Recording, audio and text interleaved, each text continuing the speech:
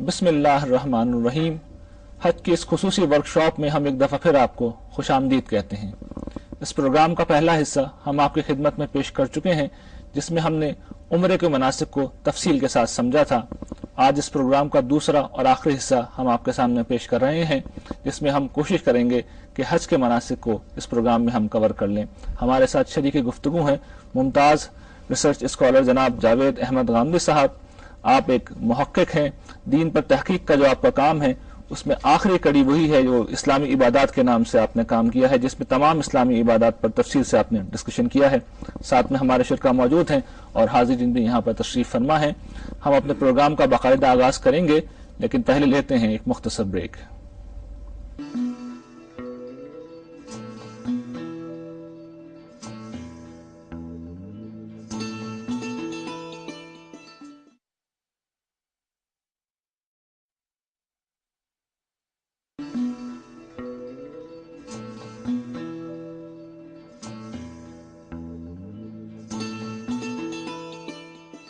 Welcome back viewers. जैसा पिछले programme में हमने उम्रे के मनासिक को समझ लिया था, आज हम ये चाहेंगे कि हज के मनासिक के बारे में भी आपसे रहनुमाई हासिल करें। हज का आगाज होता है यौम तरबिया से, तो ये यौम तरबिया क्या होता है और उस दिन के अमाल क्या हैं, ये बयान फरमा दीजिए। ये बात ये है कि या तो आप बाहर से आ रहे होंगे या वहाँ मुकीम होंगे। बाहर से आ रहे हैं तो फिर तो आपको मीकात से एहराम बांध के दाखिल होना होगा हज के लिए भी। और अगर आप हरम में मुकीम है, मक्के में मुकीम है, मीकात के अंदर मुकीम है, तो जहां आप हैं वहां से आप एहराम बांध लेंगे। एहराम बांध कर जो एहराम की पाबंदियां हैं वो आप पर आयद हो जाएंगी। उसके बाद आप मिना के लिए रवाना हो जाएंगे। मिना में जाके जैसे पड़ाव डाला जाता है, डेरे डाले जाते हैं, इस तरह आप पड़ाव डाल देंगे। वहां अब तो खैमे लगे होते हैं, एहतमाम हुआ होता है, लेकिन पुराने जमाने में ये नहीं होता था। तो जैसे मुजाहिदीन गए हैं, उन्होंने जाके एक जगह मुतय्यन कर ली है, जो असल मैदान जंग है वो मिना ही है, तो वहां आप जाके पड़ाव डाल देते हैं।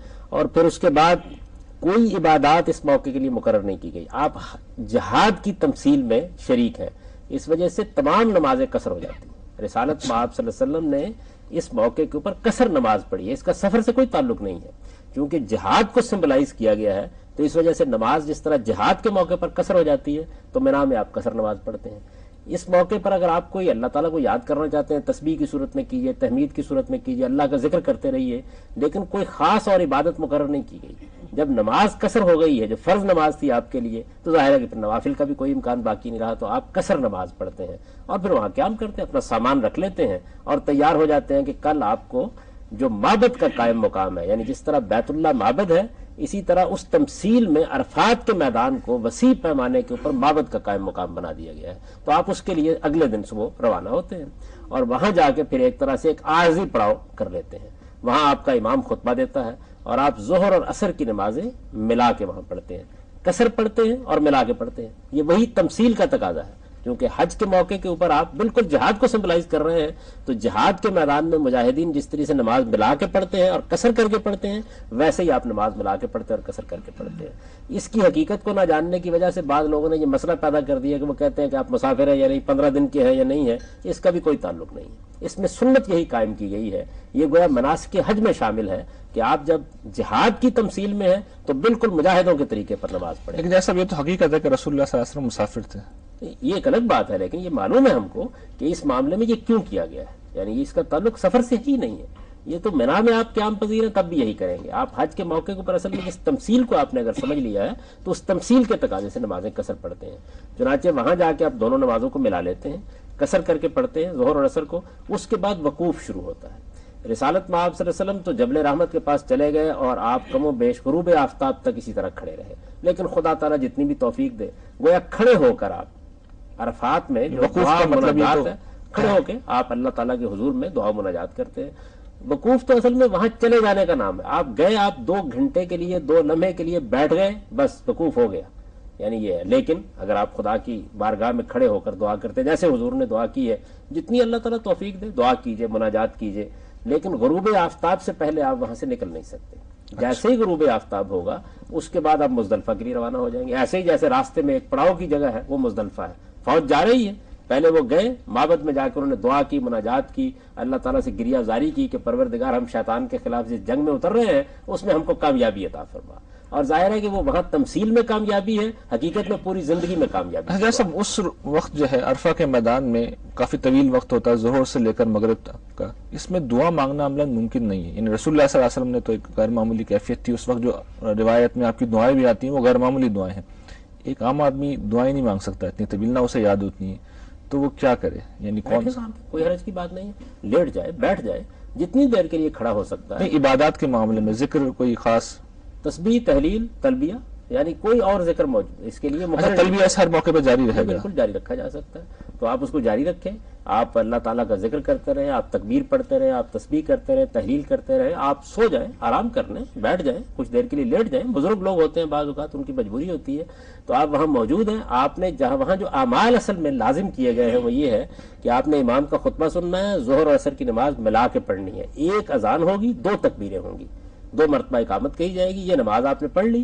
اس کے بعد پھر وقوف کا وقت ہے، وہ جتنی آپ کو اللہ توفیق دے، آپ چند لمحے کے لیے کھڑے ہو سکتے ہیں، چند لمحے کے لیے کھڑے ہو جائیں، اللہ توفیق دے دیر تک کھڑے رہیے، لیکن مغرب کی نماز غروب آفتاب تک آپ وہیں رہیں گے، اور نماز نہیں پڑھیں گے وہاں مغرب کی، وہاں سے چل پڑیں گے غروب آفتاب کے بعد۔ مزدلفہ میں آپ پہنچیں گے تو مغرب اور عشاء کی نماز جتنا بھی وقت لگ جائے۔ یعنی اس میں ایک سب میں چاہتا ہوں کہ مزدلفہ جانے سے پہلے ہم اس کو بھی دیکھ لیں۔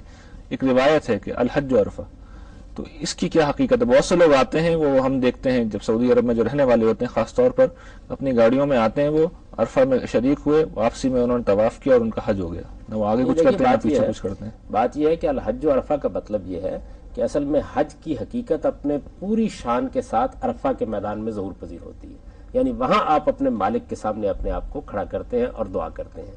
یہ ایک الگ چیز ہے کہ کسی مجبوری کی وجہ سے آدمی بعض مناسک کو نہیں انجام دے سکا، تو یہ سوال پیدا ہوتا ہے کہ کیا کر لیا اس نے کہ پھر کہا جائے کہ اس کا حج ہو گیا ٹیکنیکلی؟ تو قانونی لحاظ سے جب آپ نے عرفہ میں چلے گئے آپ اور وہاں پہنچ گئے تو حج آپ کا ہو گیا، یعنی یہ چیز ہے۔ اس کا یہ مطلب نہیں کہ ہم اس کو معمول بنا لیں۔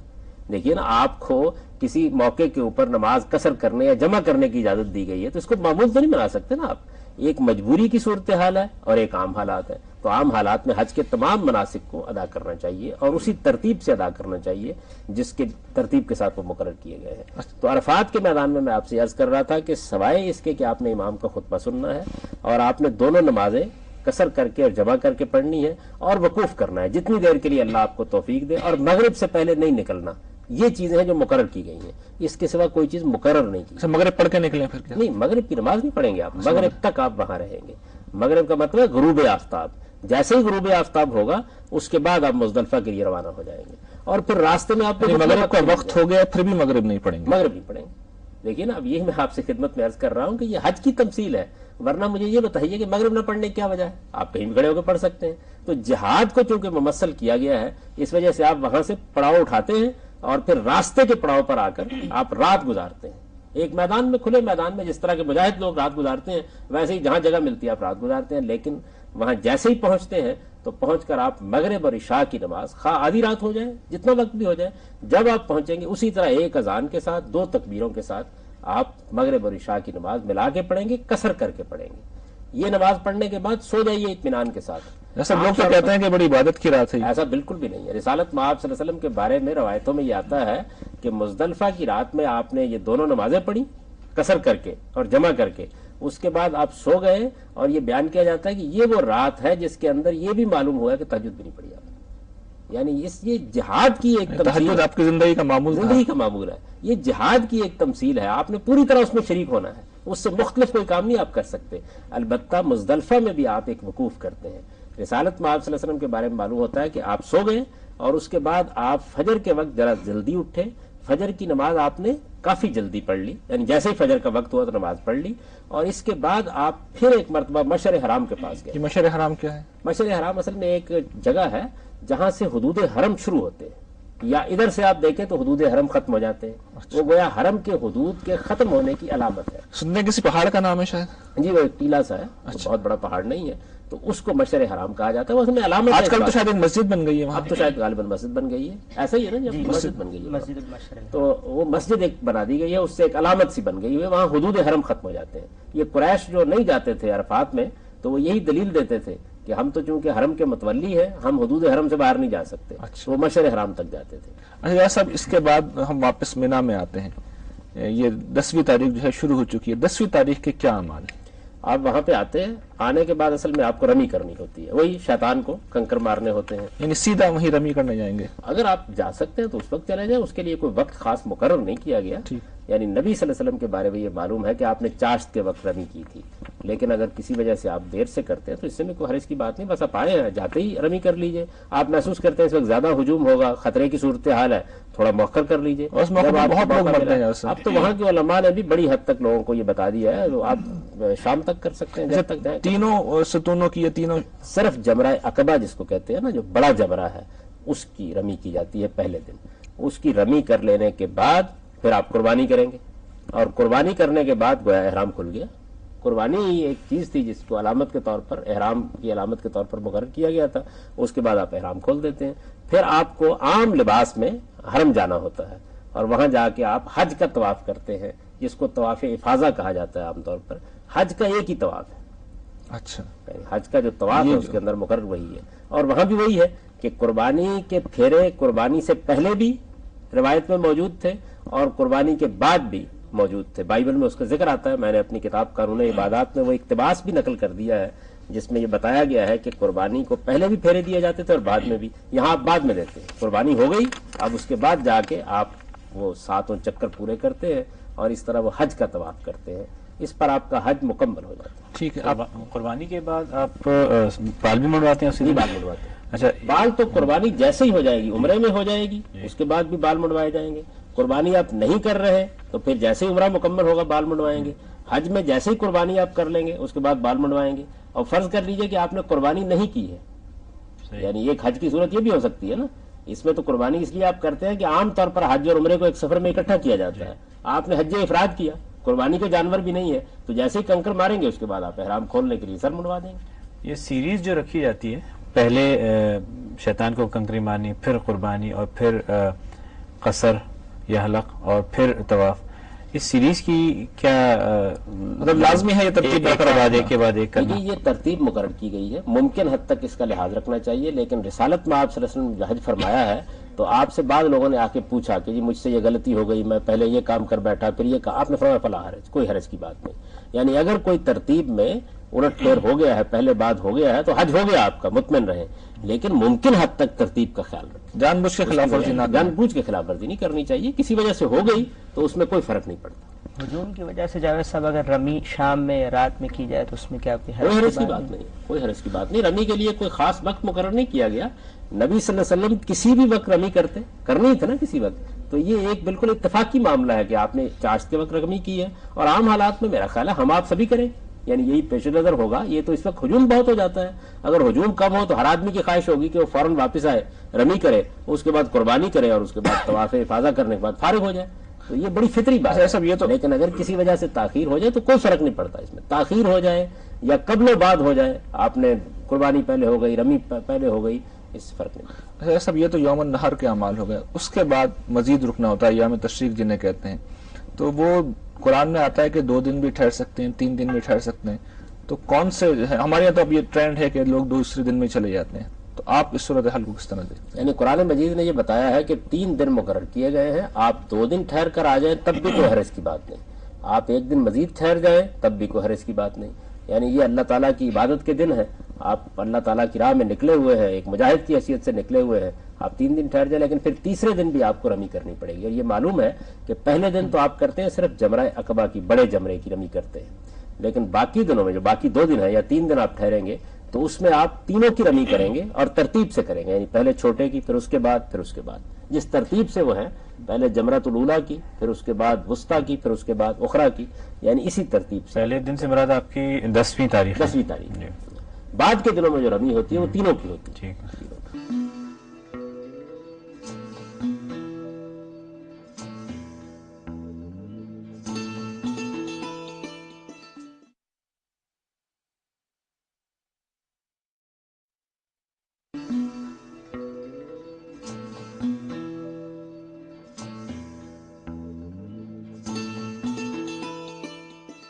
ہم یہ دیکھتے ہیں کہ اسی موقع کے اوپر جتنے شیطانی کام وجود میں آتے ہیں ان کی مثال شاید کمی ملتی ہو. لوگ جب کنکریاں مار رہے ہوتے ہیں تو انسانوں کو مارتے ہیں, خواتین بھی وہاں پہ ہوتی ہیں, سارے معاملات بدتمیزی بھی ہو جاتی ہے بعض اوقات, لوگ بے قابو ہوتے ہیں، جیسا کہ آپ نے بھی کہا جوتیاں اتار کے مارتے ہیں، تو کیا لوگوں کی تربیت ہونی چاہیے اس معاملے میں؟ میں تو یہ سمجھتا ہوں کہ جتنے لوگ بھی حج کے لیے جاتے ہیں ان کے لیے ہماری حکومتیں اور بہت سے اہتمام کرتی ہیں. سب سے بڑھ کر اس عبادت کی حقیقت لوگوں پر واضح کرنی چاہیے اور ان کو بتانا چاہیے کہ آپ حج کے لیے جا رہے ہیں، یہ کتنی غیر معمولی عبادت ہے، کتنی عظیم عبادت ہے. آپ اللہ تعالیٰ کی آواز پر لبیک کہتے ہوئے جا رہے ہیں تو اپنے آپ کو خدا کا بندہ بنا. ایسا بعض لوگوں کو تو ہم نے دیکھا ہے وہ گالیاں بک رہے ہوتے ہیں اس موقع کو، شیطان کو گالیاں بک میں رہے نے ہوتے خود اس طرح کے بعض مناظر دیکھے. یہ بڑی افسوس کی بات ہے. اس کی وجہ کیا ہے؟ ہماری تربیت نہیں ہوئی. ہمارا مسئلہ یہ ہے کہ ہماری ایجوکیشن ہوئی نہیں ہے. ہم کو نہ دین بتایا گیا ہے، نہ اس کی حقیقتیں بتائی گئی ہیں. ہمارا خیال یہ ہے کہ بس یہ کچھ پھیرے ویرے لینے ہیں، اس طرح حج کرنا ہے، جا کے آپ اطمینان سے واپس آ جاتے ہیں. حالانکہ میں نے آپ سے عرض کیا کہ اس میں تو اللہ نے خاص تاکید کی ہے. اللہ تعالیٰ نے فرمایا ہے کہ یہ سفر ہے کہ جس میں تم کو تقوی کا زیادہ راہ لے کر. تقوی کیا چیز ہے؟ اپنے آپ کو حدود میں رکھنے کا نام ہے. اپنے جذبات کو حدود میں رکھیے، اپنی شہوات کو حدود میں رکھیے، اپنی خواہشات کو حدود میں رکھیے. اگر یہ بے لگام ہو گئی ہے تو پھر کیا حج کیا آپ نے؟ پھر تو کچھ بھی نہیں ہوا. تو اس وجہ سے ہر مسلمان کو اس کی تاکید کرنی چاہیے کہ وہ ضبط نفس کی تربیت کر کے اپنے آپ کو قانون کا پابند بنا کر اللہ کے حدود کا صحیح عرفان اور صحیح معرفت حاصل کر کے حج کے سفر کریں. اچھا سب دو سوالات مزید ہیں وہ انہی ایام سے متعلق. ایک تو یہ کہ تلبیہ کب موقوف کرنا ہے اور وہ جو تکبیر پڑھنی ہے وہ کب شروع کرنی ہے. دوسرا یہ کہ اپنی جگہ کسی کو، کوئی خاتون ہیں، کوئی بزرگ ہیں، رمی نہیں کر سکتے، بھیج سکتے ہیں دوسرے کو؟ جی، وکالت کا ایک اصول موجود ہے نا کہ آپ کسی وجہ سے معذور ہو گئے ہیں تو آپ کسی کو مقرر کر دیتے ہیں کہ میری جگہ یہ کام کر لیجیے. آپ معذوری کوئی اگر آپ لاحق ہے آپ کو تو یہ ٹھیک ہے، کیا جا سکتا ہے. خواتین کے لیے بعض اوقات بڑی مشکلات ہو جاتی ہیں تو وہ بھی اپنی طرف سے مقرر کر سکتی ہیں. لیکن میں خاص اس پہلو کی طرف توجہ دلاؤں گا کہ جب مثال کے طور پر مجھے کوئی معذوری لاحق ہو گئی ہے اور میں کسی دوسرے آدمی کو بھیج رہا ہوں تو اس موقع کے اوپر میں نے رمی کرنے کے لیے تو کسی کو بھیج دیا. مجھے متوجہ رہنا چاہیے اس بات کی طرف کہ گویا میں ہی گیا ہوں وہاں پہ، اور اس طرح اپنے ذہن میں کم سے کم اس عمل کو پوری طرح مستحضر رکھنا چاہیے. اس موقع کے اوپر میری طرف سے ایک نمائندہ گیا ہے اور یہ معاملہ کرنا اسی صورت میں چاہیے جبکہ کوئی مشکل صورتحال پیدا ہو جائے، ورنہ عام حالات میں یہی بہتر ہے کہ آپ مناسک کو خود جا کے ادا کریں. اس حد تک یہ مشکل صورتحال جاوید صاحب رمی کے علاوہ کسی اور مناسک میں سے کسی اور عمل کے حوالے سے بھی ہو سکتی ہے؟ تو کیا اس میں بھی آدمی توکیل کر چیزیں تو ایسی ہیں کہ جن میں آپ کچھ بھی نہیں کر سکتے. یعنی میدان عرفات میں تو آپ کو جانا ہی جانا ہے. اس کے علاوہ باقی جتنی چیزیں ہیں ان میں کس چیز میں آپ قائم مقام بنائیں گے کسی آدمی؟ طواف میں تو طواف زیارت جو ہے وہ خود نہیں کر پایا کوئی شخص. اگر کوئی معذوری کی نوعیت اس طرح کی ہو گئی ہے اور کسی آدمی کو مقرر کر دیتا ہے کیونکہ رمی میں آپ کر سکتے ہیں تو باقی چیزوں میں بھی کر سکتے ہیں، لیکن عرفات کے میدان میں تو آپ کو خود ہی جانا ہوگا ہر حال. ٹھیک. اور یہ صرف معذوری میں، مجبوری میں ایسا کرنا چاہیے. ایسا وہ پہلا ایک سوال بھی تھا کہ تلبیہ کب موقوف کرتے ہیں، یعنی لبیک ہم پڑھنا ویسے آپ حرم میں داخل ہوتے ہیں بس تلبیہ موقوف ہو جاتا ہے. حج کے تلبیہ کے حوالے سے پوچھ رہے ہیں کہ وہ عرفات سے تلبیہ کہتے ہوئے آ رہے ہیں، جی جی، دوبارہ مزدلفہ آئے، پھر مینا میں داخل ہوئے، اب اس موقع پر رمی کے موقع پہ موقوف ہو جائے گا. رمی کے موقع پہ موقوف ہو جائے گا. میں خیال کر رہا ہوں شاید آپ عمرے کے بارے میں. نہیں، عمرے میں جب آپ حرم میں داخل ہوتے ہیں تلبیہ موقوف ہو جاتا ہے، اور حج میں جب آپ رمی کے مقام پر پہنچتے ہیں تلبیہ موقوف ہو جاتا ہے. اصل میں منتہا پر پہنچنا ہے نا، جس کام کے لیے آپ کو بلایا گیا تھا عمرے میں، آپ نظر سے پھیروں کے لیے بلائے گئے تھے، وہاں پہنچے تو اب حاضر ہوں کہنے کی وجہ ختم ہو گئی. یہاں آپ کو شیطان کے خلاف جنگ کے لیے بلایا گیا تھا، جیسے ہی آپ میدان میں پہنچ کے کنکر مارنے لگے تلبیہ موقوف ہو گئے. یعنی اب عمل کا وقت ہے، عمل کا وقت ہے. اب حاضر ہوں کہنے کا موقع نہیں ہے، وہ تو آپ حاضر ہو گئے. جی ڈاکٹر صاحب، ان سارے اعمال میں سے جاوید صاحب وہ کون سے ایسے اعمال ہیں جن کو اگر نہیں کیا تو حج نہیں ہوگا؟ یعنی فرائض کہہ لیں آپ سے اور کچھ واجبات بھی کہے جاتے ہیں. دیکھیے یہ ساری تقسیم ہمارے فقہا کی ہوئی تقسیم ہے. یعنی ایسا نہیں ہے کہ رسالت میں آپ صلی اللہ علیہ وسلم نے یہ تقسیم کر دی ہے اور اب اس کی کوئی خلاف ورزی ہو گئی تو کوئی قیامت آ جائے گی. میں نے آپ سے عرض کیا کہ آپ میدان عرفات میں چلے گئے ہیں، آپ کا حج ہو گیا. اس کا یہ مطلب نہیں ہے کہ آپ باقی مناسک کو چھوڑ کے اطمینان کے ساتھ یہ کام کر ڈالیں. کوئی مجبوری، کوئی معذوری پیش آ گئی ہے اور صرف عرفات کے میدان میں آپ جا سکے ہیں، احرام باندھ کے، تو آپ کا حج ہو گیا. یعنی اللہ تعالیٰ نے اس کو قبول فرما لیا، لیکن تمام مناسک، تمام چیزیں ادا کرنی چاہیے. مثال کے طور پہ اگر کوئی بیمار پڑ جاتا ہے اس وقت اور کوئی منسک نہیں ادا کر پاتا تو اس کا حج ہو جائے، یعنی کہ منیمم پاسبل والی کیا چیز ہے؟ وہی میں نے بتا دیا آپ کو. عرفات کے میدان میں آپ چلے گئے احرام باندھ کے، طواف زیارت بھی وہ جس میں موقوف ہو جائے گا. تمام جتنی چیزیں ہیں وہ تمام کی تمام کے ساتھ یہی معاملہ ہو جائے گا. طواف زیارت کے متعلق تو کہا جاتا ہے کہ فرض ہے. جی عام طور پر فقہا یہ بات کہتے ہیں، لیکن یہ بھی در حقیقت ایک استنباط ہے. سادہ اصول یہ ہے کہ آپ اللہ کی راہ میں نکلے ہیں، پوری ترتیب کے ساتھ جو معاملات آپ نے انجام دینے ہیں وہ دیں. کوئی معذوری ہو گئی ہے، کوئی مجبوری ہو گئی ہے، کوئی مشکل ہو گئی ہے آپ کو، تو جس جگہ پہ مشکل ہوگی وہیں آپ کو رعایت ملے گی. خوشی سے تو کوئی بھی نہیں چھوڑ سکتا وہاں پہ. لیکن آخر وہ کوئی چیز تو ہونی چاہیے کہ جو آپ نے ہر حال میں کرنی ہے, ورنہ تو کچھ بھی نہیں کیا نا آپ نے. وہ میدان عرفات کی حاضری, اسی کو کہا گیا ہے کہ اصل میں حج عرفہ ہے. آپ چلے گئے وہاں تو حج ہو گیا. جیسا حج ختم ہو گیا, ایک شخص واپس اپنے وطن آ رہا ہے تو طواف وداع ایک کیا جاتا ہے, یہ اس کی کیا حیثیت ہے؟ نبی صلی اللہ علیہ وسلم نے لوگوں سے یہ کہا ہے, یعنی یہ کوئی حج کا لازمی حصہ نہیں ہے. حج تو آپ کا جیسے ہی آپ نے افاضہ کا طواف کر لیا مکمل ہو گیا حج آپ کا. حضور نے یہ فرمایا کہ تم بیت اللہ سے واپس جا رہے ہو تو تمہارا آخری کام طواف ہونا چاہیے. خواتین کو البتہ اگر کوئی مشکل پیش آ گئی, جیسے کہ ان کو بعض اوقات ہو جاتی ہے اس طرح کی صورت, وہ نہ بھی کریں تو واپس آ جائیں. یہ حج کا کوئی لازمی حصہ نہیں ہے. وہ جو افاضہ کا طواف ہے وہ حج کے لازمی مناسک میں سے. اچھا سب حج کرنے والے جب حج کرنے جاتے ہیں تو ظاہری بات ہے کہ مناسک حج سارے مکہ مکرمہ میں ہی ادا کیے جاتے ہیں, لیکن یہ ممکن نہیں ہے کہ جانے والا مدینے نہ جائے, اس لیے کہ رسول اللہ صلی اللہ علیہ وسلم سے مسلمانوں کو ایک غیر معمولی تعلق ہے. ہم مسلمانی آپ کی وجہ سے, تو عملاً یہ ممکن نہیں ہے کہ کوئی شخص مدینہ جائے. لیکن کیا مدینہ جانا لازم ہے؟ حج کے مناسک کا کوئی حصہ نہیں ہے. آپ مدینہ اگر کسی وجہ سے نہیں جا سکے تو آپ کے حج میں کوئی کمی کوئی نقص نہیں رہا. لیکن وہ بات آپ کی ٹھیک ہے کہ ہم جب جائیں گے حج کرنے کے لیے تو موقع ہوگا تو کیوں مدینہ نہیں جائیں گے. ہمارے پیغمبر نے وہاں اپنا وقت بسر کیا ہے, وہاں ان کی مسجد ہے, وہاں ان کے آثار ہیں, تو اس لیے ہر مسلمان کی یہ دلی خواہش ہوتی ہے, بڑی محبت سے وہ جاتا ہے, آپ کے مرکز پر بھی حاضر ہونا چاہتا ہے, وہ آپ کی مسجد بھی دیکھنا چاہتا ہے, وہ آپ کا شہر بھی دیکھنا چاہتا ہے.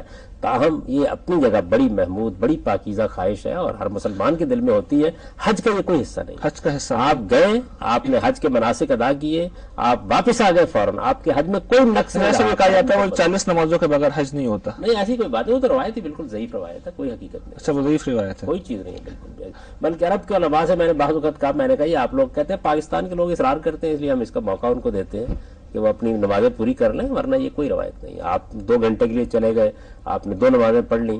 ظاہر ہے ہر مسلمان جو جاتا ہے اس کی یہ بڑی خواہش ہوتی ہے کہ مسجد نبی میں نماز پڑھے, مدینے میں کچھ وقت قیام کرے, لیکن اس میں سے کسی چیز کو بھی حج کا حصہ نہیں بنایا گیا. حج ایک الگ چیز ہے اور مدینے میں جانا زیارت کرنا یہ بالکل ایک الگ. اچھا جیسا مدینہ بھی حرم قرار دیا گیا ہے تو یہ حرم کیا ہے؟ اصل میں دیکھیے بات یہ ہے کہ نبی صلی اللہ علیہ وسلم نے اس کی ایک طرح سے حرمت اور عزت کو قائم کر دیا ہے. یہ اس نوعیت کا حرم نہیں ہے جیسے کہ بیت اللہ کو حرم قرار دیا گیا ہے. یوں سمجھ لیجیے کہ جیسے ایک طرح کی شبھی صورت آپ نے اس کی پیدا کر دی تاکہ لوگوں کے دلوں میں اس کی عزت اس کا احترام پوری طرح رہے, اور وہ ہر مسلمان کے دل میں ہر حال میں ہونا چاہیے, اس لیے کہ ہمارے لیے اس سے بڑھ کر اور عزت کی اور احترام کی کیا جگہ ہو سکتی ہے. لیکن حرم جو اصطلاحی حرم ہے وہ وہی ہے. ٹھیک ہے. اچھا سب یہ ہم مدینہ جاتے ہیں, مسجد نبوی میں حاضر ہوئے تو ایک جگہ ہے ریاض الجنہ, اس کی کیا فضیلت کیا اہمیت ہے؟ نبی صلی اللہ علیہ وسلم نے ایک موقع پر یہ فرمایا ہے کہ جب میں اپنے گھر سے نکلتا ہوں, اپنے حجرے سے نکلتا ہوں اور اپنے منبر تک آتا ہوں تو یہ جو جگہ ہے اس کو اللہ تعالیٰ بیان ہی اسی طریقے سے جنت کے باغوں میں سے ایک باغ بنا دے گا. روضۃ من ریاض الجنہ کے الفاظ آپ نے فرمایا ہے. نبی صلی اللہ علیہ وسلم کا جو حجرہ ہے وہ وہی ہے جس میں سیدہ عائشہ کا حجرہ جس میں آپ مدفون ہیں, تو وہی دروازہ تھا, وہاں سے نکل کے آپ سیدھے چلتے ہوئے تشریف لاتے تھے اور نماز پڑھاتے تھے. تو یہ حصہ جو ہے اس میں ظاہر ہے کہ پیغمبر کے قدم اس پر, پیغمبر نے یہاں پر نمازیں پڑھائی ہیں, آپ یہاں سے گزرتے رہے ہیں, تو اس گزرگاہ کو اللہ تعالیٰ نے, مسلمانوں کی پوری تاریخ ہے وہاں پہ, ظاہر بات ہے, تو اس کو یہ خصوصی حیثیت حاصل. نمازوں کا بھی ایک خصوصی اجر بیان ہوا ہے حرم پاک میں بھی اور مدینہ پاک میں بھی. تو جی بعض روایت کیا سبب ہے صاحب کے؟ دیکھیے بات یہ جی, یہ 3 مسجدیں بڑی غیر معمولی اہمیت کی حامل ہے نا. حرم کو سیدنا ابراہیم علیہ السلام نے دوبارہ آباد کیا, یہ خدا کی پہلی عبادت گاہ ہے, آدمی سفر کر کے وہاں جاتا ہے تو اس کی فضیلت ہونی چاہیے. اسی طرح یہ مسجد محمد الرسول اللہ کی بنائی ہوئی مسجد ہے, یعنی ہماری آپ کی بنائی ہوئی مسجد تو نہیں ہے. اور ایسے ہی سیدنا داؤد علیہ السلام اور سلیمان علیہ السلام کی بنائی ہوئی مسجد وہ مسجد اقصی. تو یہ تینوں مساجد ہیں کہ جن کی زیارت کرنا, جن کی طرف جانا یہ دین میں محمود سمجھا گیا ہے. ٹھیک. ایسا پروگرام ہمارے پاس ظاہر بات وقت کی تنگی ہے, حاضرین سے بھی ہمیں سوالات لینے ہیں. ایک آخری سوال میں کرنا چاہوں گا, وہ یہ کہ ہم حج کرنے جاتے ہیں اور اکثر یہ ہوتا ہے کہ جیسے جاتے ہیں ویسے ہی واپس آ جاتے ہیں. زندگی پہلے جس ڈھنگ پہ گزر رہی تھی اس میں کوئی تبدیلی نہیں آتی. یہ تو آپ نے بتایا کہ شیطان کے خلاف جو ہے وہ جنگ ہوتی, ہم تو عین وہاں پہ حرم میں بہت سے واقعات پیش آتے ہیں کہ شیطان کے ساتھی بن جاتے ہیں. کم سے کم واپس آنے کے بعد تو لوگ ایسا لگتا ہے کہ فراموش کر دیا, اللہ تعالیٰ نے گناہ معاف کر دیا اور انہیں نئے سرے سے گناہ کرنے شروع کر دیے کہ چلیے اکاؤنٹ کھولتے ہیں نئے سرے سے. تو یہ رویہ ایک بات یہ ہے کہ ہر مسلمان کے حق میں یہ دعا کرنی چاہیے کہ اس کو اللہ تعالیٰ یہ توفیق دے کہ وہ حج کو گناہوں کی توبہ کا ذریعہ بنائے. اس نے جب اللہ کے بارگاہ میں جانے کا فیصلہ کیا ہے تو اس کی حقیقت کو سمجھ کر جائے. یہ ارادہ کر کے جائے کہ اگر مجھ سے پہلے کوئی کوتاہیاں ہوئی ہیں، کوئی غلطیاں ہوئی ہیں، تو میں اب ان کو نہیں دہراؤں گا۔ توبہ کی حقیقت اصلاح ہے، توبہ صرف توبہ کے الفاظ بولنے کا نام نہیں ہے، اس کی حقیقت یہ ہے کہ آپ نے ارادہ کر لیا ہے کہ آپ اپنی اصلاح کریں گے۔ اس وجہ سے ہر مسلمان کو اس کی تلقین کرنی چاہیے کہ جب وہ حج کے لیے جا رہا ہے تو اس کا حج تبھی حج مقبول ہوگا، اللہ تعالیٰ کے ہاں تبھی اجر کا باعث بنے گا جب وہ توبہ اور ندامت کے صحیح احساس کے ساتھ ہوا ہے۔ یعنی آپ اپنے مالک کے حضور میں اپنے آپ کو پیش کرنے گئے ہیں تو سمجھ کر جائیے، جب آپ نے اپنی جان نظر کر دی، اپنا مال نظر کر دیا، تو پھر لوٹ کے آنے کے بعد آپ اس طرح کی قباحتوں میں کیسے؟ خاص طور پہ ہم خطبہ بھی دیکھتے ہیں، رسول اللہ صلی اللہ علیہ وسلم نے عرفہ میں جو خطبہ دیا ہے اس میں تو یہ بات کہی گئی تھی کہ جس طریقے سے یہ دن محترم ہے، یہ شہر محترم ہے، یہ جگہ محترم ہے، مسلمان کی جان مال آبرو محترم ہے، لیکن ہم ان تینوں چیزوں کو سب سے بڑی تلقین یہی کی گئی تھی کہ دیکھو یاد رکھنا اس بات کو کہ اب جب تم دنیا میں زندگی بسر کر رہے ہو تو ہر مسلمان کی بلکہ ہر انسان کی جان کو، مال کو، آبرو کو ایسی حرمت والا سمجھنا جس طرح یہ گھر ہے۔ تو اگر یہ چیز ہمارے ذہن نشین ہو جائے اور ہم اپنی باقی پوری زندگی میں اسی طرح سے بندوں کے حقوق کا خیال رکھیں، ہم کوئی ملاوٹ نہ کریں، خیانت نہ کریں، کم نہ تولیں، دھوکہ نہ دیں، فریب نہ دیں، جھوٹی قسمیں نہ کھائیں، ہم دوسروں پر ظلم نہ کریں، کسی پڑوسی کو ایذا نہ دیں، تو حقیقت میں تب ہم سچے مسلمان ہوتے ہیں۔ نبی صلی اللہ علیہ وسلم نے تو یہ فرمایا ہے کہ المسلم من سلم المسلمون من لسانہ و یدہ، مسلمان ہوتا ہی وہ ہے کہ جس کی ہاتھ اور جس کی زبان سے دوسرے لوگ محفوظ رہے۔ تو اگر یہ چیز نہیں ہے تو پھر اسلام کیا ہے اور دین کیا ہے؟ اصل میں آپ یہ دیکھیے کہ اللہ کا تو ایک حق ہے عبادت، باقی تمام حقوق اصل میں حقوق العباد ہیں، بندوں کے حقوق ہیں جو آپ کو شب و روز ادا کرنے ہوتے ہیں۔ بیوی کے حقوق ہیں، شوہر کے حقوق ہیں، اعزاء و اقربا کے حقوق ہیں، والدین کے حقوق ہیں، معاشرے کے حقوق ہیں، آپ کی قوم کے حقوق ہیں۔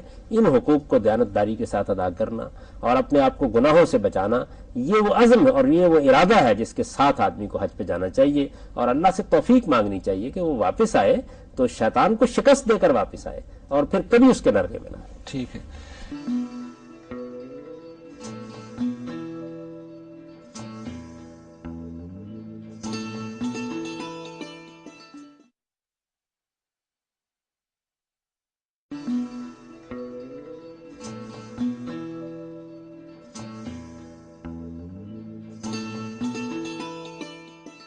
پروگرام میں ایک دفعہ پھر خوش آمدید۔ اب ہم حاضرین سے سوالات لینے کا سلسلہ شروع کر رہے ہیں۔ جی بہن، آپ کا سوال؟ میں سوال یہ کرنا چاہتی ہوں کہ عرفات ان اور عرفات آؤٹ، مسجد نمرہ کا کچھ حصہ جو ہے وہ عرفات سے باہر ہوتا ہے اور عرفات کا بھی کچھ حصہ جہاں پہ وقوف نہیں کیا جاتا، اس کا حاجی صاحبان کس طرح اندازہ کر سکتے ہیں؟ اب تو انہوں نے بہت اچھے طریقے سے وہاں نشانات لگا دیے ہیں، ہر آدمی کو معلوم ہو جاتا ہے کہ عرفات سے کون سا حصہ باہر ہے اور کون سا حصہ اندر ہے۔ آپ جب میدان عرفات میں پہنچ گئے ہیں تو کوشش کیجئے کہ آپ عرفات کے حدود میں رہیں، لیکن اگر ہجوم اتنا زیادہ ہو جاتا ہے کسی وقت کہ اس سے متصل آپ باہر نکل جاتے ہیں تو پھر کوئی حرج کی بات نہیں ہے۔ ہماری پہلے روانگی مدینہ منورہ میں ہے تو ہمارا میقات کہاں سے ہوگا؟ آپ مدینہ جائیں گے، اس میں آپ احرام نہیں باندھیں گے۔ مدینے سے جب آپ عمرے کے لیے یا حج کے لیے روانہ ہوں گے تو وہاں ذوالحلیفہ کا ایک مقام ہے، وہ آپ کو سب لوگ بتا دیں گے، اس کو مدینے کی میقات کہا جاتا ہے۔ یہ ہے کہ عورتوں کے لیے بھی بیچ قدم کی ہڈی کا نظر آنا ضروری ہے یا وہ بند جوتا پہن سکتی ہیں؟ نہیں، دیکھیے ایسا جوتا پہنے کہ اس میں پاؤں کے اوپر کا حصہ ڈھانپا ہوا نہ ہو۔ یہ اصل میں جس طرح راہب لوگ برہنہ پا ہوتے ہیں اس کی علامت ہے، لیکن اس میں کوئی ایڑی کو خاص طور پر چھپانا یا یہ چیز کوئی ضروری نہیں ہے۔ ممکن حد تک کوشش کیجئے کہ آپ ایسا جوتا پہنے جس میں پاؤں اس طرح سے ڈھانپا ہوا ہو، بس اتنا ہی ہے۔ میرا سوال یہ ہے کہ احرام کی حالت میں نے کتابوں میں پڑھا ہے کہ خارج جسم میں نہیں کر سکتے ہیں، تو اس کے بارے میں آپ کچھ بتائیں۔ یہ بات یہ ہے کہ آپ جوئیں ہوتی ہیں نا تو ان کو مار نہیں سکتے، یہ بات ٹھیک ہے۔ اسی طریقے سے آپ میل کچیل کو دور کرنے کا کام نہیں کر سکتے۔ خارش بھی کرنے سے اس لیے روکا جاتا ہے تاکہ کوئی بال وغیرہ نہ ٹوٹے، ورنہ خارش کرنے کی کوئی ممانعت نہیں ہے۔ کہیں خارش ہو گئی ہے تو آپ خارش کر لیں، یہ احتیاط کریں کہ بال نہ توڑے جائیں۔ ایک اور سوال میرا یہ ہے کہ رکن یمانی سے کیا مراد ہے؟ جس جگہ آپ پہلے کبھی تشریف لے گئی ہیں، اگر آپ اب جائیں گی تو جہاں آپ طواف شروع کریں گے وہاں حجر اسود ہے، تو حجر اسود کی جو دیوار ہے اس کا دوسرا کونا رکن یمانی۔ بیسیکلی میرا یہ کوشچن ہے کہ حج اکبر کی کیا امپورٹنس ہے اور کیا ہم احرام کی حالت میں کانٹیکٹ لینسز لگا سکتے ہیں؟ دوسرے سوال کا جواب یہ ہے کہ لگا سکتے ہیں، اس میں کوئی ممانعت کی چیز نہیں۔ اگر آپ کی ضرورت ہے تو آپ لگا سکتے ہیں، جس طرح چشمہ پہن سکتے ہیں اسی طرح کانٹیکٹ لینسز بھی لگا سکتے ہیں۔ حج اکبر اصل میں حج کو کہتے ہیں، حج اصغر عمرے کو کہتے ہیں۔ یہ لوگوں میں عام طور پر شہرت ہو گئی ہے کہ جمعہ کا حج ہو تو حج اکبر ہوتا ہے، ایسا نہیں ہے۔ حج اکبر ہے اور عمرہ حج اصغر ہے۔ وہ عمرے کے مقابل میں جب عمرے کو حج اصغر کہا جائے گا تو حج کو حج اکبر کہا جاتا ہے اس کے مقابلے میں. تو جو آپ حج کرنے جا رہے ہیں وہ حج اکبر ہی ہے. ڈاکٹر صاحب میرے 2 سوالات ہیں آپ سے. پہلا تو یہ کہ طواف کرتے وقت تلبیہ ہی پڑھیں گے یا دعا بھی مانگیں گے؟ اور دوسرا سوال یہ ہے کہ دم دینے کی اسلام میں کہاں تک کیا بات ہے؟ مطلب احرام کی حالت میں اگر کوئی چیز ہم سے ہو جاتی ہے غیر دانستہ طور پر تو اس میں دم کی کیا ہے؟ پہلی بات تو یہ سمجھ لیجئے کہ جیسے ہی آپ طواف شروع کرتے ہیں حجر اسود کے پاس پہنچتے ہیں اس کے بعد تلبیہ نہیں پڑھا جاتا. تو طواف کے دوران میں تلبیہ نہیں پڑھا جائے گا. طواف کے دوران میں آپ دعائیں کریں, آپ اللہ کو یاد کریں, اپنی زبان میں کریں. جو اللہ تعالیٰ سے آپ مناجات کرنا چاہتے ہیں کیجئے, آپ کوئی عرضداشت پیش کرنا چاہتے ہیں وہ کیجئے, تسبیح کرنا چاہتے ہیں وہ کیجئے, تحلیل کرنا چاہتے ہیں وہ کیجئے, آپ تکبیرات پڑھنا چاہتے ہیں وہ پڑھیے. تو جو کچھ بھی خدا کو آپ یاد کرنے کے لیے کر سکتے ہیں, جو دعا بھی آپ کرنا چاہتے ہیں وہ کیجئے. تلبیہ البتہ جیسے ہی آپ حرم میں داخل ہوئے اس کے بعد ختم ہو جائے گا. حرم کی طواف شروع کرتے ہو تو اس کو تو دوبارہ نہیں کیا جا سکتا. اور طواف کے دوران میں اس کا کوئی سوال نہیں. دوسرا سوال آپ ذرا دوہرا دیجیے. دم دینے کی اسلام میں کیا؟ دیکھیے یہ دم دینا جو ہے وہ یہ ہے کہ اگر کوئی غلطی آدمی سے ہو گئی ہے تو ہمارے فقہا نے بعض صورتوں میں یہ چیز مقرر کی کہ اس میں آدمی ایک قربانی کر دے. جیسے میں نے ابھی آپ سے عرض کیا کہ بعض موقعوں پر وہ قربانی کفارے کے طور پر بھی لازم ہو جاتی ہے. تو اگر آپ سے کوئی غلطی ہو گئی ہے اور آپ سمجھتے ہیں کہ اس غلطی کی تلافی اب کرنا ممکن نہیں ہے تو آپ ایک قربانی کر دیتے ہیں اللہ کی راہ میں. تو یہ اچھی بات ہے. اگر کوئی غلطی ہو جائے تو ضرور قربانی کر دیجیے. جی جناب صاحب میرا سوال یہ ہے کہ ذرا کچھ جوتے کے کرمش وغیرہ کے جو جوتے لوگ پہننے کے لیے کہتے ہیں یا چپل اس کے وداؤٹ اس کو, تو اس کے بارے میں کچھ تھوڑا بتائیں گے کہ وہ جوتے پہننے چاہیے یا نہیں؟ دیکھیے جی بات یہ ہے کہ صرف ایسا جوتا پہننا چاہیے جو بند جوتا جس کو آپ نہیں کہتے, اوپر سے پاؤں آپ کا کھلا رہے. اس کے بعد آپ جو جوتا چاہے پہن لیں, جس طرح کا جوتا چاہے پہن لیں, لیکن ایک چیز کا ضرور لحاظ رکھیں اور وہ یہ کہ سادہ ہونا چاہیے جوتے کو. آپ جب رہبانیت اختیار کر رہے ہیں, درویشی اختیار کر رہے ہیں, تو پھر وہ جوتے سے, کپڑے سے, ہر چیز سے نمایاں ہونی چاہیے. خواتین کو احرام تو نہیں اس طرح باندھنا ہوتا نہیں کپڑوں کی صورت میں, وہ اپنا عام لباس پہنتی ہیں, لیکن ظاہر ہے کہ زرق برق لباس تو نہیں پہن کے خدا کی بارگاہ میں جائیں گی نا. سادہ لباس بہتر یہ ہے کہ سفید لباس پہن لیجئے, لیکن سادہ لباس جو بھی آپ گھر میں پہنتے ہیں وہ پہن لیجئے. تو زیب و زینت کا کام کوئی آپ نے نہیں کرنا. یہ جوتے میں بھی خیال رکھیے, یہ احرام کی چادروں میں بھی خیال رکھیے, اور یہ خواتین بھی اپنے لباس میں خیال رکھیں. اتنی بات ہے بس. میرا سوال حامدی صاحب سے یہ ہے کہ جیسے ہم یہاں پہ جو صاحب نصاب جیسے میں قربانی کرتا تھا یہاں پر, جیسے اب میں وہاں پہ جاؤں گا تو میں جو یہاں قربانی کرتا تھا وہ میں پیسے دے کے جاؤں, اس کے بارے میں تھوڑا سا بتا دیں. اور دوسرا یہ کہ جیسے کوئی حج پر وہاں پہنچتا ہے لیکن عمرے کا اگر اس وقت ٹائم نہیں ہے, لیٹ ہو جاتا ہے, تو کیا وہ عمرہ جو ہے وہ کرنا ضروری ہے؟ عمرے کا لیٹ ہو گیا کیا مطلب؟ یعنی آپ بالکل حج کے قریب پہنچ, ہاں قریب پہنچتا ہے آدمی, تو اب وہ کیا جیسے پہلے جا کے جو عمرہ کیا جاتا ہے پھر حج کیا جاتا ہے, تو وہ اس عمرے کے بارے میں ذرا سا بتا دیں اسلام میں اس کے لیے کیا ہے؟ دیکھیے جی بات یہ ہے کہ جب آپ وہاں موجود ہیں تو وہی قربانی کیجیے. کوئی ضروری نہیں کہ آپ پیچھے ضرور کسی کو کہیں کہ وہ قربانی کرے, یہ کوئی فرض یا واجب نہیں ہے آپ کے اوپر. آپ وہاں قربانی کیجیے. اگر اللہ نے آپ کو توفیق دے رکھی ہے تو یہ جو آپ قربانی ابھی کریں گے, عمرے اور حج دونوں کو ملا کے کریں گے نا آپ, یہ قربانی تو کفارے کی قربانی ہے, تو آپ ایک زائد قربانی وہاں کیجیے جو حج کی قربانی ہے, وہ نفل ہے. ایسا اس میں ایک بات ذہن میں آتی ہے کہ اگر وہ قربانی کریں تو عمرہ پھر ساتھ میں ملا لیں, آخری وقت میں پہنچ گئے, عمرہ تو 1 گھنٹے میں بھی ہو سکتا ہے جسے آپ نے شروع میں ابھی سوال کا جواب دینا تھا. قربانی کے بارے میں یہ سمجھ لیجئے کہ آپ جب وہاں ہیں تو وہاں آپ قربانی کی اصل جگہ پر ہیں, تو وہاں اللہ توفیق دے آپ کو, آپ 2 قربانیاں کر لیجئے, آپ 3 قربانیاں کر لیجئے, جتنی بھی توفیق ہے. اس کے لیے یہاں کوئی پیسے دے کے جانے کی ضرورت نہیں ہے. پہلی چیز تو یہ ہے. دوسری چیز یہ ہے کہ آپ جب گئے ہیں تو اگر آپ نے یہ ارادہ کیا ہوا کہ میں نے پہلے عمرہ کرنا ہے تو احرام باندھیں گے نا آپ. احرام آپ نے کس کا باندھا ہے؟ اگر تو عمرے کا احرام باندھا ہے تو پھر تو آپ کو جا کے عمرہ کرنا ہوگا, اور اس میں کافی وقت ہوتا ہے, یعنی آپ کے پاس پوری رات ہے. جب بھی آپ پہنچ گئے ہیں 15 منٹ 20 منٹ آدھ گھنٹے میں عمرہ ہو جائے گا, وہ آپ کر لیجئے. لیکن اگر کسی وجہ سے ایسی صورت پیدا ہو گئی ہے کہ آپ کو براہ راست جانا ہے تو اگلے دن آپ براہ راست عرفات میں بھی جا سکتے ہیں نا. اس طرح کا موقع پیدا ہو گیا ہے تو پھر آپ اپنے احرام کو حج کے احرام میں بدل لیجئے اور سیدھے حج کر لیجئے جا کے. عمرہ کرنا لازم نہیں ہے. میں نے تو آپ کو یہ بتایا ہے کہ اللہ تعالیٰ تو یہ چاہتے ہیں کہ آپ عمرے کا سفر الگ کریں, حج کا سفر الگ کریں. اگر آپ عمرے اور حج کو ایک سفر میں جمع کرتے ہیں تو یہ ایک رعایت ہے جو اللہ تعالیٰ نے دی ہے, یہ حرم میں رہنے والوں کے لیے نہیں ہے, وہ نہیں کر سکتے. آپ کو یہ ہدایت اس لیے رعایت دی ہے کہ آپ دور دراز سے جاتے ہیں تو آدمی کے لیے بعض اوقات 2 سفر کرنا ممکن نہیں ہوتا. اس رعایت کے نتیجے میں آپ کو جرمانے کے طور پر قربانی کرنا پڑتی ہے, وہ لازم ہو جاتی ہے.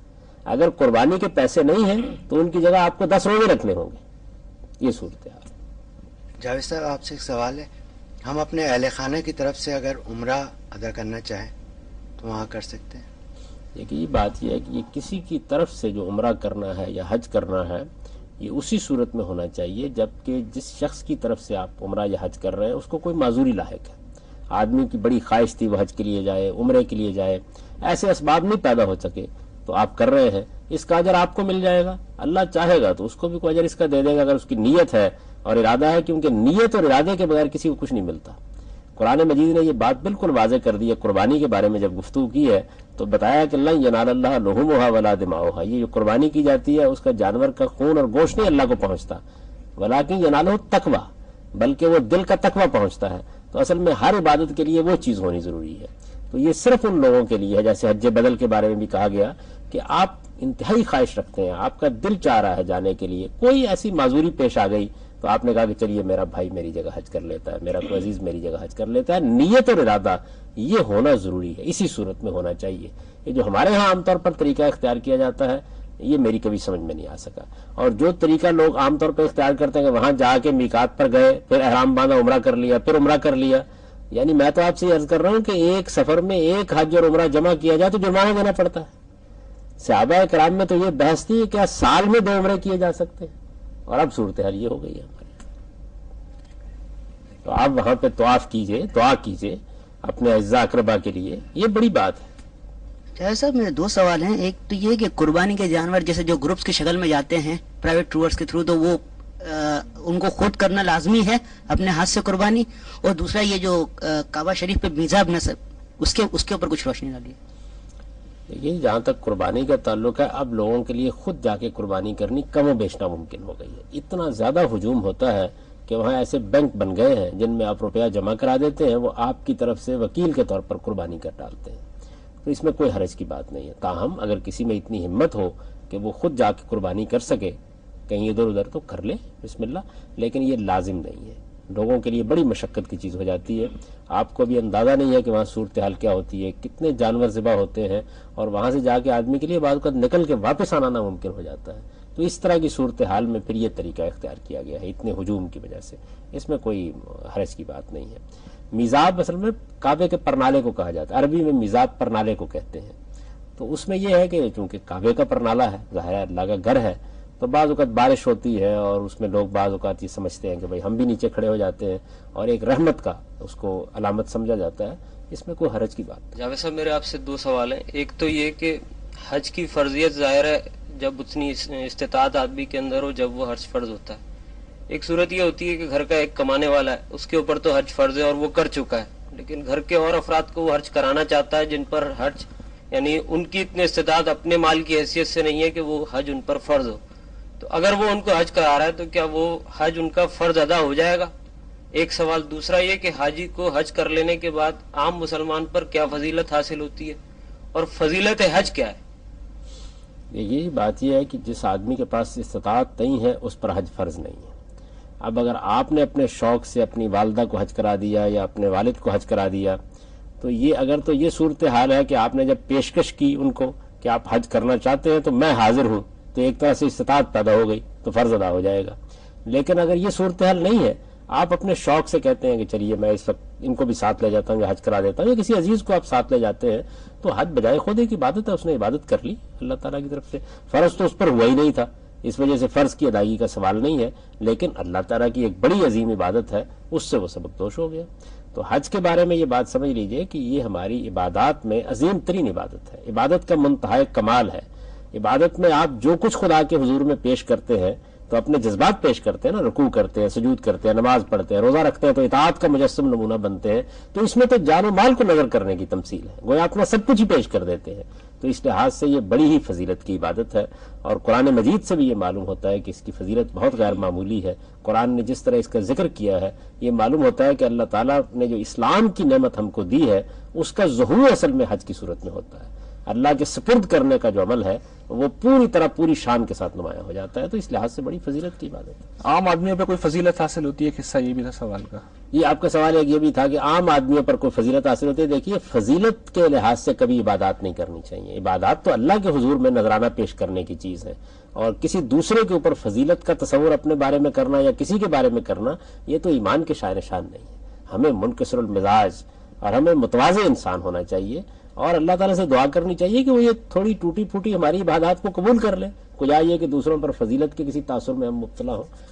گناہگار مسلمان ہیں ہم, اور اسی لحاظ سے اپنے آپ کو پیش کرنا چاہیے. فرضیت کے لحاظ سے ایک سوال یہ بھی پیدا ہوتا ہے کہ کچھ لوگوں پر حج فرض ہو جاتا ہے لیکن وہ اور چیزوں کے لیے اپنا روپیہ پیسہ بچا کر رکھتے ہیں. مثلا کہتے ہیں بچوں کی شادیاں کرنی ہیں یا اور کوئی سلسلہ ہے, تو یہ تاخیر تو نہیں کرنی چاہیے؟ یہ بالکل نہیں کرنی چاہیے. یہ ویسے ہے جیسے کہ آپ پر نماز فرض ہو گئی ہے, جیسے آپ پر زکوٰۃ فرض ہو گئی ہے. تو جب فرض ہو گیا ہے حج آپ کے اوپر, تو پھر آپ کو اولین فرصت میں حج کرنے کے لیے جانا چاہیے. کہتے ہیں کہ بچوں کی شادیاں جو ہیں یا تعلیم جو ہے اعلیٰ تعلیم, وہ بھی تو فرض ہے ان پر. جی دیکھیے بات یہ ہے کہ جس چیز کو آپ استطاعت کہتے ہیں وہ آپ کے پاس ہوگی تو آپ پر حج فرض ہوگا نا. اگر کوئی ایسی ذمہ داری آپ کے اوپر پڑی ہوئی ہے کہ جو آپ کو ہر حال میں ادا کرنی ہے, تو اس کا مطلب یہ ہے کہ استطاعت آپ کی ہوئی نہیں. استطاعت کا مطلب یہی ہے کہ جو لازمی فرائض یہاں آپ کے اوپر عائد ہوتے تھے, ان کے علاوہ یا ان سے زائد آپ کے پاس ایسی رقم موجود ہے یا ایسے حالات میسر ہو گئے ہیں کہ اب آپ حج کر سکتے ہیں, اس صورت میں آپ پر فرض ہو جائے گا. لیکن یہ ایک چیز ہے. اور دوسری چیز یہ ہے کہ آدمی ان چیزوں کو تو بڑی اہمیت دے, حج کو اہمیت نہ دے. یہ نہیں ہونا چاہیے. کوئی ایسی مجبوری ہے, کوئی اس طرح کی صورتحال ہے, یا کوئی ایسی ذمہ داری پڑی ہوئی ہے. بعض اوقات دیکھیے ہمارے یہاں بچیوں کو گھر سے اٹھانا ایک بہت بڑا مسئلہ ہوتا ہے لوگوں کے لیے, یعنی متوسط طبقے کے اور غریب لوگوں کے لیے یہ کوئی معمولی درجے کا مسئلہ نہیں ہوتا. تو یہ ایسی ضرورتیں ہیں کہ جن میں اللہ تعالیٰ امید ہے کہ معاف فرمائیں گے, لیکن بے پرواہی نہیں برتنی چاہیے. جس وقت بھی آپ کے لیے ممکن ہو آپ حج کے لیے جائیے. میری گزارش آپ سے یہ ہے کہ صفا مرمرہ کے درمیان جو صحیح کرتے ہیں اس میں تقریباً دوڑنے والی سی کی کیفیت ہوتی ہے, لیکن اگر کسی کے گھٹنوں میں یا جوڑوں میں جیسے اکثر درد ہوتا ہے, اگر وہ اس کیفیت میں جیسے دوڑنے والی کیفیت میں نہ سکے تو پھر وہ, یا اگر آرام سے چلے تو کیا اس کا عمرہ صفا مرمرہ کے درمیان دوڑنے کی صحیح پوری ہو جائے گی؟ وہ ایک بڑا تھوڑا سا حصہ ہے جس میں ذرا تیز چلنا ہوتا ہے, کوئی بہت دوڑنا نہیں ہوتا. لیکن اگر آدمی کسی بیماری کی وجہ سے معذور ہے تو اس کا حج ہو جائے گا. یعنی اس طرح کے تمام معاملات میں جہاں جہاں کوئی معذوری لاحق ہے, مثلا آپ کو طواف چل کے کرنا چاہیے, یا معذوری ہے تو آپ ویل چیئر پر بھی کر سکتے ہیں, معذوری ہے تو آپ سواری پر بھی کر سکتے ہیں. خود رسالت میں آپ صلی اللہ علیہ وسلم نے کسی معذوری کے بغیر طواف اونٹنی پر کیا ہے, سوار ہو کے کیا ہے, اور اس میں ایک مقصد پیش نظر تھا کہ لوگ دیکھ لیں آپ کو مناسک کے حج ادا کرتے ہوئے. تو بعض مقاصد کے لیے بھی ایسا کیا جا سکتا ہے. کہیں بھی آپ کو معذوری ہے, دین کا ایک مستقل اصول ہے, جہاں مجبوری ہے وہاں اللہ تعالیٰ کی طرف سے عفو درگزر ہے. یہ ایک سوال ایک صاحب نے لکھ کے دیا ہے, اس میں حج بدل سے متعلق سوال کا جواب تو میں 2-3 سوالات کے جوابات میں عرض کر چکا ہوں. ایک بیلٹ جو باندھی جاتی ہے اس کے بارے میں پوچھا ہے, اس میں کوئی فرق نہیں پڑتا ہے حرام میں. آپ بیلٹ باندھ سکتے ہیں, اور کچھ چیزیں ویزیں رکھنے کے لیے وہ کچھ بیلٹس بنائی بھی ہوتی ہیں, اس میں کوئی احرام میں فرق نہیں واقع ہوتا. اعجاز صاحب ہم آپ کے بہت شکر گزار ہیں. میں اپنے شرکا اور حاضرین کا بھی بہت شکریہ ادا کرتا ہوں. ناظرین, حج سے متعلق ہمارا خصوصی پروگرام آپ نے ملاحظہ کیا. رسول اللہ صلی اللہ علیہ وسلم نے ایک حدیث میں ارشاد فرمایا کہ جس شخص کو اللہ تعالیٰ نے استطاعت دی اور اس کے باوجود بھی اس نے حج نہیں کیا, تو اللہ تعالیٰ کو اس بات کی کوئی پرواہ نہیں کہ وہ شخص یہودی ہو کر مرتا ہے یا نصرانی ہو کر. ہم اللہ تعالیٰ سے یہ دعا کرتے ہیں اور اس دعا کے ساتھ اپنے پروگرام کو ختم کرتے ہیں کہ وہ ہمیں اس حدیث کا مصداق بننے سے بچائے. جو لوگ حج پر جا رہے ہیں اللہ تعالیٰ ان کے حج کو قبول فرمائے, اور جن لوگوں کے پاس استعداد نہیں ہے اور دل میں خواہش رکھتے ہیں اللہ تعالیٰ ان کو استعداد نصیب فرمائے. اپنے میزبان ریحان احمد یوسفی کو اجازت دیجیے. اللہ نے کے بعد.